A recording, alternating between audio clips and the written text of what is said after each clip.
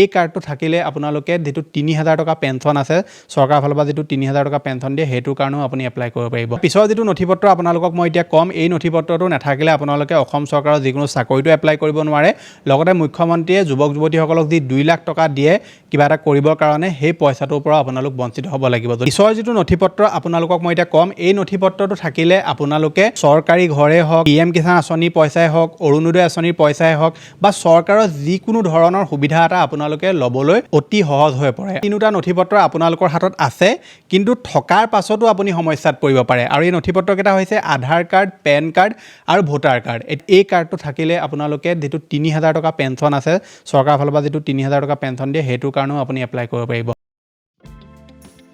Digital Assam 2.0 চেনেলটোৰ এটা নতুন ভিডিঅ' লৈ আপোনালোক সকলোকে পুনৰবাৰ স্বাগতম জনাইছো আজিৰ এই ভিডিঅ'টোত মই আপোনালোকৰ কাৰণে 10টা এনেকুৱা নথিপত্ৰ লৈ আনিছো যিকেইটা নথিপত্ৰ থাকিলে আপোনালোকে চৰকাৰৰ যিকোনো ধৰণৰ চাকৰি চৰকাৰৰ যিকোনো ধৰণৰ এখন স্কিমত আপোনালোকে অতি সহজতে এপ্লাই কৰিব পাৰিব লাগিলে আপোনালোকে পিএম কিষাণে হওক অৰুণোদয়ে হওক চৰকাৰী ঘৰে হওক বা যিকোনো ধৰণৰ যেতিয়া চৰকাৰে নতুন আঁচনি এখন আনে এই আঁচনিখনত আপোনালোকে তৎক্ষণাতে এই নথিপত্ৰ কেইটা থাকিলে আপুনি আবেদন কৰিব পাৰিব গতিকে এই 10টা নথিপত্ৰৰ ভিতৰত কোন কেইটা নথিপত্ৰ আপোনালোকৰ আছে আৰু কোন কেইটা নাই আপোনালোকে নিশ্চয় মোক তলত কমেন্ট এটা কৰি জনাব আৰু ইয়াৰ ভিতৰত এনেকুৱা কিছুমান নথিপত্ৰৰ বিষয়েও কম যিকেইটা আপোনালোকৰ হাতত আছে কিন্তু থকাৰ পাছতো আপুনি সমস্যাত পৰিব পাৰে কেইটামান ভুল কৰি থকাৰ কাৰণে ভিডিঅ'টো সম্পূৰ্ণভাৱে প্ৰথমৰ পৰা শেষলৈকে চাব এতিয়ালৈকে আপুনি ভিডিঅ'টো যদি লাইক এটা কৰা নাই ফটাফট ভিডিঅ'টোত লাইক এটা কৰি দিয়ক চেনেলটোলৈ যদি প্ৰথম আহিছিলে সাবস্ক্ৰাইব কৰি লওক এনেকুৱা ধৰণৰ ইনফৰমেটিভ ভিডিঅ' ৰেগুলাৰ চাবৰ কাৰণে আহক এতিয়া ভিডিঅ'টো আৰম্ভ কৰোঁ ভিডিঅ'টো আৰম্ভ কৰাৰ আগতে আপোনালোকলৈ সৰু এটা অনুৰোধ আপুনি যদি এতিয়ালৈকে আমাৰ WhatsApp চেনেলটো জয়েন কৰা নাই যেটো লিংক মই ডেসক্ৰিপচনত দি থৈছো সোনকালে জয়েন কৰি ল'ব কাৰণ মই ভিডিঅ'সমূহত যিসমূহ ইনফৰমেশ্যন আপোনালোকক দিও সেই ইনফৰমেশ্যনখিনি আপোনালোকে WhatsApp চেনেলত আগতে লাভ কৰিব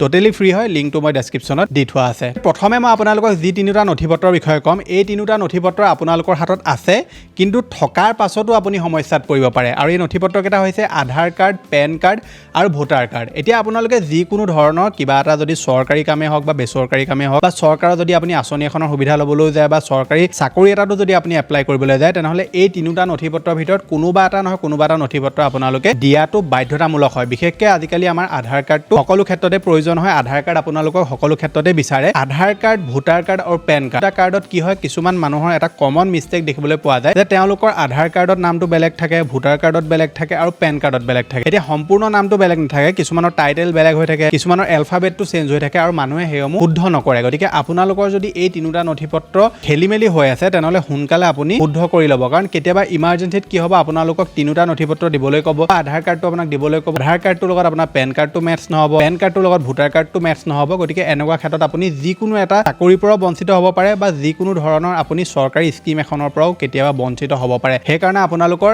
আধাৰ কাৰ্ড পেন কাৰ্ড আৰু ভোটাৰ কাৰ্ড এই তিনিটা নথিপত্ৰ থকাটোতো বাধ্যতামূলক আৰু যদি ইয়াত কিবা খেলিমেলি হৈ আছে নামৰ ক্ষেত্ৰতে হওক এলফাবেটৰ ক্ষেত্ৰতে হওক এইখিনি আপুনি সোনকালে শুদ্ধ কৰি ল'ব পেন কাৰ্ড আৰু ভোটাৰ কাৰ্ড কাৰেকশ্যন আপুনি অনলাইনত ধুনীয়াকৈ ঘৰতে কৰিব পাৰিব কেনেকৈ কাৰেকশ্যন কৰিব লাগে মই অলৰেডি ভিডিঅ' দি থোৱা আছে চেনেলত বাকি আধাৰ কাৰ্ডত আপোনাৰ যদি নাম ভুল হৈ আছে এলফাবেট ভুল হৈ আছে তেনেকুৱা ক্ষেত্ৰত হেতু আপুনি কোনোটা ঘৰত কৰিব নোৱাৰিব তাৰ কাৰণে আপুনি চেণ্টাৰ যাব লাগিব আধাৰ কাৰ্ডৰ এটা এপ্লিকেশ্যন আহিছে যেটো এপ্লিকেশ্যনত আটাইসমূহ এতিয়ালৈকে ফিচাৰ্ছ দিয়া হোৱা নাই যেতিয়া ফিচাৰ্ছসমূহ দি দিব তেতিয়া আপুনি আধাৰ ৰিলেটেড কামসমূহ সেই এপ্লিকেশ্যনটোৰ জৰিয়তে কৰিব পাৰিব ছয় যেটো নথিপত্ৰ আপোনালোকক মই এতিয়া কম এই নথিপত্ৰটো থাকিলে আপোনালোকে চৰকাৰী ঘৰে হওক পিএম কিষাণ আঁচনিৰ পইচাই হওক অৰুণোদয় আঁচনিৰ পইচাই হওক বা চৰকাৰৰ যিকোনো ধৰণৰ সুবিধা এটা আপোনালোকে ল'বলৈ অতি সহজ হৈ পৰে আৰু এই কাৰ্ডটো হৈছে ৰেচন কাৰ্ড এতিয়া ৰেচন কাৰ্ডত আপোনালোকে যেনে তেনে উলিয়াই ল'বতো নোৱাৰে ৰেচন কাৰ্ডৰ কাৰণে আপুনি যোগ্য হ'ব লাগিব যদি আপুনি ৰেচন কাৰ্ডৰ কাৰণে যোগ্য হয় আৰু আপোনালোকে এতিয়ালৈকে যদি ৰেচন কাৰ্ডখন উলিয়াই লোৱা নাই তেনেহ'লে সোনকালে আপুনি ৰেচনৰ দোকানীৰ লগত যোগাযোগ কৰিব ফৰ্ম যদি দি আছে আপোনালোকে তেওঁলোকৰ পৰা ফৰ্মসমূহ ল'ব আৰু ফৰ্মসমূহ ধুনীয়াকৈ নথিপত্ৰ সহকাৰে ফিল কৰি আপুনি ৰেচন কাৰ্ডৰ কাৰণে এপ্লাই কৰি দিব ৰেচন কাৰ্ডখন থাকিলে যিহেতু এতিয়া চৰকাৰে কৈছে যে আপোনালোকে চাউলৰ লগতে চেনি দাইল আৰু নিমখ এই তিনিটা বস্তু আপোনালোকে লাভ কৰিব কিন্তু অকল সামগ্ৰীয়ে নহয় ৰেচন কাৰ্ড থাকিলে আপুনি বহুতো সুবিধা লাভ কৰে অৰুণোদয় আঁচনিৰ সুবিধা আপুনি লাভ কৰিব পিএম কিষাণত এপ্লাই কৰিব পাৰিব আয়ুষ্মান কাৰ্ডৰ যেটো সুবিধা সেই সুবিধাটো আপুনি ৰেচন কাৰ্ডখন থাকিলেই লাভ কৰিব যদি আপোনাৰ ৰেচন কাৰ্ড নাথাকে তেনেহ'লে আয়ুষ্মান কাৰ্ডৰ সুবিধাও আপুনি লাভ নকৰিব গতিকে আপোনালোকৰ যদি এতিয়ালৈকে ৰেচন কাৰ্ড আপুনি উলিওৱা নাই বা আপুনি যদি ৰেচন কাৰ্ডৰ যোগ্য হোৱাৰ পিছতো ৰেচন কাৰ্ডৰ কাৰণে এপ্লাই কৰা নাই তেনেকুৱা ক্ষেত্ৰত সোনকালে আপুনি ৰেচন কাৰ্ডখনৰ কাৰণে এপ্লাই কৰি ল'ব এইটো এটা যথেষ্ট গুৰুত্বপূৰ্ণ নথিপত্ৰ হয় পিছৰ নথিপত্ৰটো হৈছে আয়ুষ্মান কাৰ্ড যিহেতু মই আপোনাক এতিয়া ক'লোৱেই যে ৰেচন কাৰ্ডখন থাকিলে আপুনি আয়ুষ্মান কাৰ্ড লাভ কৰিব আয়ুষ্মান কাৰ্ডটো থাকিলে আপোনালোকে চৰকাৰৰ ফালৰ পৰা 5 লাখ টকালৈকে সাহায্য লাভ কৰিব বছৰি চিকিৎসা কৰিবৰ কাৰণে এই পইচাটো চৰকাৰে আপোনালোকক দিয়ে যোনখন হস্পিটালত বা যোনখন মেডিকেলত আপুনি চিকিৎসা কৰিব তাত ডাইৰেক্টলি তেওঁলোকে পইচাটো দি দিয়ে আৰু আপোনালোকে যিটো ৰোগ দেখুৱাব সেই ৰোগটো আয়ুষ্মান কাৰ্ডৰ আণ্ডাৰত আহিব লাগিব যিখন হস্পিটালত দেখুৱাব বা যিখন মেডিকেলত দেখুৱাব সেই মেডিকেলখন বা সেই ইনষ্টিটিউটখন আপোনাৰ আয়ুষ্মান কাৰ্ডৰ ভিতৰত আহিব লাগিব তেতিয়াহে আপুনি সুবিধাটো লাভ কৰিব আয়ুষ্মান কাৰ্ড বহুতেও এতিয়ালৈকে ওলোৱা নাই বহুতো মানুহে নুলিয়াই সময়ত উলিয়াবলৈ থৈ দিয়ে যেতিয়া তেওঁলোকৰ ইমাৰ্জেঞ্চি এটা হয় তেতিয়া আয়ুষ্মান কাৰ্ড উলিয়াবলৈ দৌৰে সেইকাৰণে আয়ুষ্মান কাৰ্ডখন আপুনি যদি এতিয়ালৈকে ওলোৱা নাই সোনকালে আপুনি আপোনাৰ ওচৰৰ হস্পিটালৰ লগত যোগাযোগ কৰি বা আপোনাৰ যি আশা কৰ্মী আছে অঞ্চলৰ তেওঁলোকৰ লগত যোগাযোগ কৰি আপুনি কাৰ্ডখন ৰেচন কাৰ্ডৰ জৰিয়তে উলিয়াই ল'ব পাৰিব পিছৰ যিটো নথি হৈছে এইটো হৈছে আধাৰ কাৰ্ড আপোনালোকে কি যদি নাজানে তেনেহ'লে নেশ্যনেল হেল্থ মিছনৰ আণ্ডাৰত এই আধাৰ কাৰ্ডটো আহে আধাৰ কাৰ্ডটো চৰকাৰে এই কাৰণে আনিছে যাতে মানুহে কেতিয়াবা ক'ৰবাত যদি কিবা চিকিৎসা কৰে আৰু চিকিৎসা কৰোঁতে তেওঁলোকৰ যি টেষ্ট হয় যি মেডিচিন দিয়ে সেই মেডিচিনসমূহ কি হ'ব আপোনালোকৰ আধাৰ কাৰ্ডটোত তেওঁলোকে এণ্ট্ৰি কৰি দিব আধাৰ কাৰ্ডটো লৈ যদি আপুনি বেলেগ ক'ৰবাত এখন মেডিকেলত দেখুৱাবলৈ যায় তেনেহ'লে যোৱাটো আপোনালোকৰ ট্ৰিটমেণ্টত কি আপোনাক দেখুওৱা হ'ল কি আপোনাৰ ধৰি লওক ট্ৰিটমেণ্ট কৰা হ'ল কি দৰৱ দিলে সকলোবিলাক আপোনাৰ সেই কাৰ্ডটোত এণ্ট্ৰি হৈ থাকিব এণ্ট্ৰি কৰাৰ আগতে আপোনাৰ পাৰ্মিশ্যনটো লৈ ল'ব আৰু আধাৰ কাৰ্ডটো উলিয়াই ল'লে আপোনালোকে এইখিনি সুবিধা লাভ কৰিব আধাৰ কাৰ্ড এতিয়া প্ৰায় সকলো লোকে উলিয়াই ল'লে ফ্ৰীতে আপোনালোকে ঘৰতে 5 মিনিট 10 মিনিটৰ ভিতৰতে আধাৰ কাৰ্ড দি আপুনি আধাৰ কাৰ্ডটো উলিয়াই ল'ব পাৰে কেনেকৈ উলিয়াব লাগে মই অলৰেডি চেনেলত ভিডিঅ' দি থোৱা আছে আপোনালোকে নিশ্চয় চেক আউট কৰি নিজেই মোবাইলতে আধাৰ কাৰ্ডটো উলিয়াই ৰাখিব পিছৰ যিটো নথিপত্ৰ আপোনালোকক মই এতিয়া কম এই নথিপত্ৰটো নাথাকিলে আপোনালোকে অসম চৰকাৰৰ যিকোনো চাকৰিটো এপ্লাই কৰিব নোৱাৰে লগতে মুখ্যমন্ত্ৰীয়ে যুৱক যুৱতীসকলক যি 2 লাখ টকা দিয়ে কিবা এটা কৰিবৰ কাৰণে সেই পইচাটোৰ পৰা আপোনালোক বঞ্চিত হ'ব লাগিব যদি এপ্লাই কৰিম বুলি ভাবে আপুনি এপ্লাই কৰিব নোৱাৰে আৰু সেই কাৰ্ডটো হৈছে এক্সচেঞ্জ কাৰ্ড থাকিলেহে আপোনালোকে অসম চৰকাৰৰ যিকোনো এটা চাকৰিত এপ্লাই কৰিব পাৰিব লগতে অসম চৰকাৰৰ যি এখন স্কিম আছে মুখ্যমন্ত্ৰী আত্মনিৰ্ভৰশীল অসম বুলি এই স্কিমখনতো আবেদন কৰিবলৈ হ'লে আপোনালোকৰ হাতত এক্সচেঞ্জ কাৰ্ডটো থকাটো বাধ্যতামূলক হয় এক্সচেঞ্জ কাৰ্ড উলিয়াবলৈ হ'লে আপুনি ঘৰতে উলিয়াব পাৰিব আধাৰ কাৰ্ডটো দি আপুনি এক্সচেঞ্জ কাৰ্ড উলিয়াই ল'ব পাৰিব কেনেকৈ উলিয়াব লাগে মই আই বাটনত পাৰিলে ভিডিঅ'টো দি দিম আপুনি ঘৰতে অতি সহজতে এক্সচেঞ্জ কাৰ্ডটো বনাই ল'ব পাৰিব যদি এতিয়ালৈকে এক্সচেঞ্জ কাৰ্ড বনোৱা নাই সোনকালে আপুনি বনাই ল'ব তাৰ পিছৰ যিটো নথিপত্ৰ এইটো হৈছে ই শ্ৰম কাৰ্ড এতিয়া ই শ্ৰম কাৰ্ডটো প্ৰায় সকলো লোকেই বনালে আৰু ই শ্ৰম কাৰ্ড বনোৱাৰ পিছত এতিয়া মানুহ ৰৈ আছে যে চৰকাৰে পইচা কেতিয়া দিব একচুৱেলি চৰকাৰে ই শ্ৰম কাৰ্ডটো বনালে যে আপোনালোকক পইচাই দিব সেইটো বুলি তেওঁলোকে উল্লেখ কৰা নাছিলে কিন্তু বহুতবিলাক ইউটিউব চেনেলতে হওক বা বহুতে এনেকুৱা ধৰণৰ মাজতে ফেক নিউজ কিছুমান উলিয়াই দিলে যে ই শ্ৰম কাৰ্ড থাকিলে 500 টকা দিব 1000 টকা দিব কাৰণ যোৱা আজি 2 বছৰ 3 বছৰ আগত ইলেকশ্যনৰ সময়ত উত্তৰ প্ৰদেশ আৰু বিহাৰত 1000 নে 2000 টকাকৈ দিয়া হৈছিলে তাৰ পৰা প্ৰায় সকলো লোকে ইউটিউবত ভিডিঅ' বনাবলৈ আৰম্ভ কৰিলে যে চৰকাৰে এই সুবিধাখিনি লাভ কৰিব 1000 টকা লাভ কৰিব 500 টকা লাভ কৰিব একচুৱেলি ই শ্ৰম কাৰ্ড থাকিলে আপোনালোকক এনেকুৱা সুবিধা দিব বুলি চৰকাৰে এতিয়ালৈকে কোৱা নাই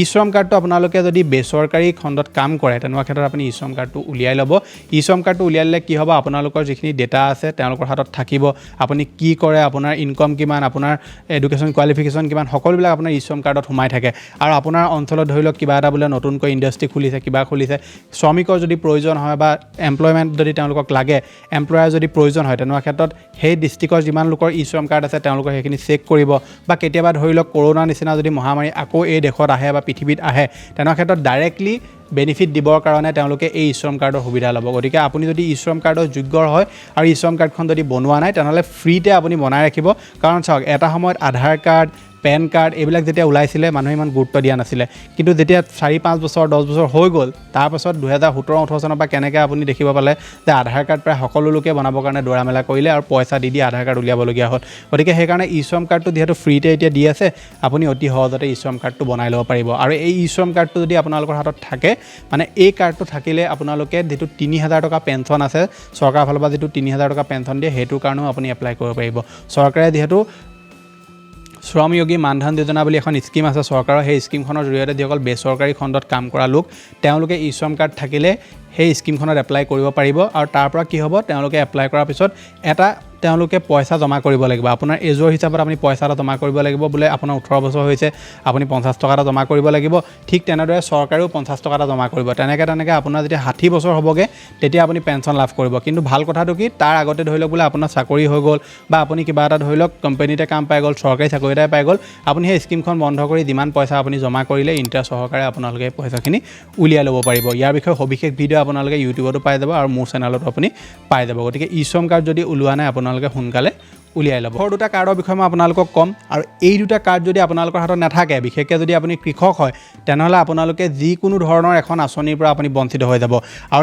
শেষৰ যিটো কাৰ্ডৰ বিষয়ে মই আপোনালোকক ক'ম, সেই কাৰ্ডটো যদি আপোনালোকৰ হাতত নাথাকে তেনেহ'লে আপুনি অসম চৰকাৰৰ বহুতবিলাক সা সুবিধাৰ পৰা আপুনি বঞ্চিত হ'ব লাগিব। এতিয়া প্ৰথম কাৰ্ডটো হৈছে আপোনালোকৰ কিষাণ ৰেজিষ্ট্ৰেশ্যন। একচুৱেলি বাহিৰৰ ষ্টেটত কি হয় কিষাণ কাৰ্ড বুলি দিয়ে, সেইকাৰণে মই আপোনাক কিষাণ কাৰ্ড বুলিয়ে কৈছোঁ, কিন্তু আমাৰ অসমত এতিয়ালৈকে কিষাণ কাৰ্ড হিচাপে দিয়া হোৱা নাই, কেৱল ফাৰ্মাৰ ৰেজিষ্ট্ৰেশ্যন কৰোৱাই আছে। আপুনি যদি এজন কৃষক হয় আৰু ফাৰ্মাৰ ৰেজিষ্ট্ৰেশ্যন যদি আপুনি কৰোৱা নাই তেনেহ'লে সোনকালে আপুনি কৰোৱাই ল'বগৈ। ফাৰ্মাৰ ৰেজিষ্ট্ৰেশ্যন নকৰিলে আপোনালোকে PM কিষাণৰ পইচা আহিবলগীয়া সময়ৰ পৰা নাপাব। লগতে আপুনি যিকোনো ধৰণৰ কৃষি ৰিলেটেড স্কিম এখনে হওক, কৃষি ৰিলেটেড লোন এটা ল'বলৈ যেতিয়া যাব আপুনি সমস্যাত পৰিব। ঠিক তেনেদৰে যদি আপুনি ফাৰ্মাৰ ৰেজিষ্ট্ৰেশ্যন কৰি থয় তেনেহ'লে অতি সহজতে কম নথি পত্ৰ দিয়ে আপোনালোকে যিকোনো ধৰণৰ কৃষি ৰিলেটেড আপোনালোকে আঁচনি এখনৰ সুবিধা অতি সহজতে ল'ব পাৰিব। ফাৰ্মাৰ ৰেজিষ্ট্ৰেশ্যন আপুনি আপোনাৰ পঞ্চায়তত গৈও কৰাবগৈ পাৰে যদি হৈ আছে আপোনাৰ পঞ্চায়তত, অথবা আপুনি ওচৰৰ CSC চেণ্টাৰ বা কম্পিউটাৰ কেফেত গৈও আপুনি ফাৰ্মাৰ ৰেজিষ্ট্ৰেশ্যনটো কৰোৱাই ল'বগৈ পাৰে। ফাৰ্মাৰ ৰেজিষ্ট্ৰেশ্যন আপোনালোকে কৰোৱালে নে নাই কৰা নিশ্চয় মোক তলত কমেণ্ট এটা কৰি জনাবলৈ নাপাহৰিব। শেষৰ যিটো কাৰ্ড এইটো হৈছে লেবাৰ কাৰ্ড।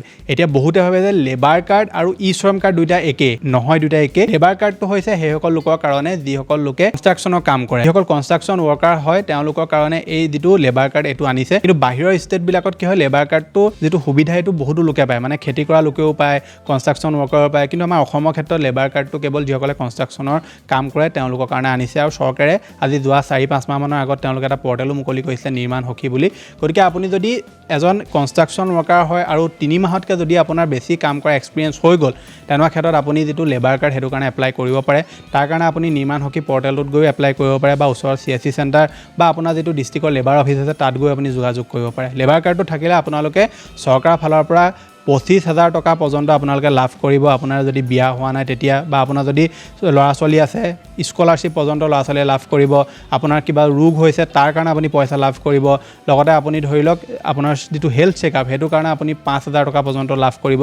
বহুতখিনি সুবিধা দিয়ে লেবাৰ কাৰ্ডটো থাকিলে। আপোনালোকে নিৰ্মাণ সখী পৰ্টেলটোত গৈ চেক কৰিব পাৰে, নহ'বা মই চেনেলত ভিডিঅ' দি থোৱা আছে যে আপোনালোকৰ লেবাৰ কাৰ্ড থাকিলে আপুনি কি সুবিধা পাব।